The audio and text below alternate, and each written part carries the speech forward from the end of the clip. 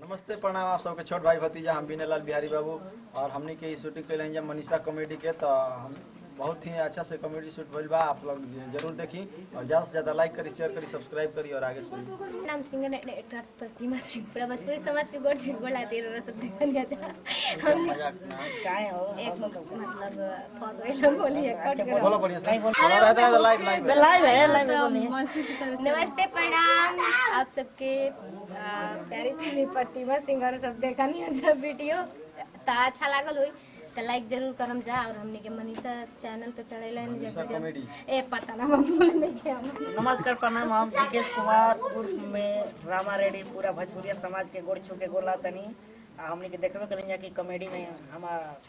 बाबू बावन का कितना हालफा मचा देला हुआ हालफा का पूरा शरीर के जो बॉडी होला ना वो दर्द करत हुई तो वो दर्द ठीक कर दिया। नमस्कार प्रणाम। हम बानी पल्लवी सिंह और दिखाई है जरूर सबके कॉमेडी बहुत अच्छा कॉमेडी बाटे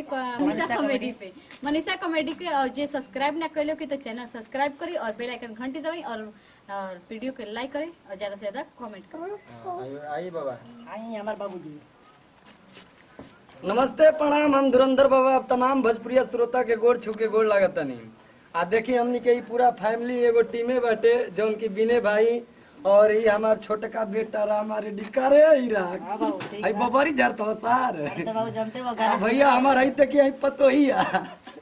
आ एगो पतोहिया कहाँ गेली रे पतोहिया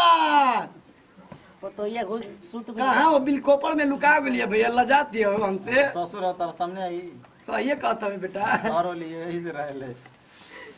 बड़ा चरा चरा बाचू बाचू बाचू चाव चाव बोले ले भैया बड़ा मस्त लगेला। अरे हिरया जो तन के लजात है का देखिए हमारी ये पतो ये बड़ा गर्दनिया दबा दबा के मारत है सन भैया कह दिन कि नहीं बुढ़ौती में इतना मत हमके सतावस बाकी बाबू तू हो तो मरते ना बाबा। तब भैया हमनी के देखी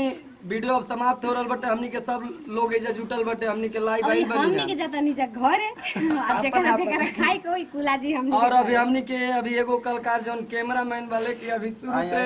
वीडियो करने लेकिन कैमरा में कबू ना दिखाई देना अभी आपके बुलाओ तनी आई है ना धनजी बाबा बाय बाय भैया नरेंद्र भैया आई हमार विनय भैया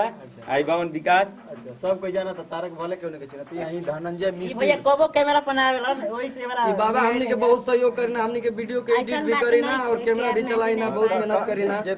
रामानंद भाई